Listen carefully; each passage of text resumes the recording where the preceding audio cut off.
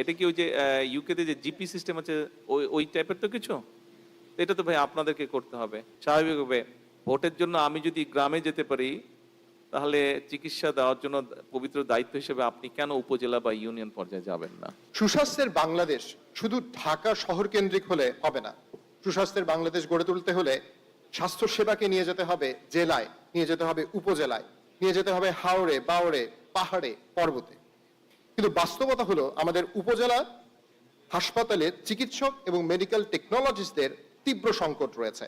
যন্ত্রপাতি আছে, জনবল নাই, পোস্ট আছে, মানুষ নাই। মাঠ পর্যায়ের সেই বাস্তবতা তুলে ধরার জন্য সুনামগঞ্জের প্রত্যন্ত উপজেলা শাল্লার উপজেলা স্বাস্থ্য ও পরিবার কল্যাণ ডাক্তার সাহেব কর্মকর্তাকে একটু ইন্টারাপ্ট করে, আমি একটু আগে যে শুনলাম লাস্ট যে বক্তব্য শুনলাম, যার রেফারেল সিস্টেম যেটা বললো, এটা কি ওই যে ইউকেতে যে জিপি সিস্টেম আছে ওই ওই টাইপের তো কিছু? তো এটা তো ভাই আপনাদেরকে করতে হবে। আর এই জিনিসটা আপনাদেরকে যদি আপনারা একমাত্র, আমি মনে আমার কাছে যেটা ধারণা বুঝি, যেটা আমি আপনারা যদি, আমরা গভর্নমেন্ট থেকে পলিটিশিয়ানরা আমরা রেডি আছে, কিন্তু এটা তো আপনাদেরকে এগ্রি করতে হবে করার জন্য।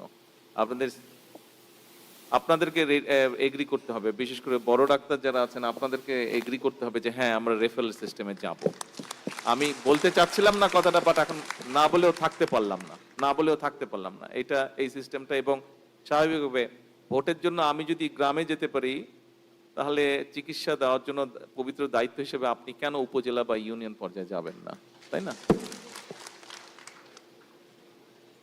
ধন্যবাদ মাননীয় প্রধানমন্ত্রীকে। আমার মনে হয় যে আমরা ধীরে ধীরে ওই জায়গায় যেতে পারি যেন টারশিয়ারি হাসপাতালের বহির্বিভাগে রেফারেল ছাড়া রোগী যেন না দেখা হয়, এবং এই ব্যাপারে হয়তো আমরা একটা নীতিগত সিদ্ধান্তে পৌঁছাতে পারি।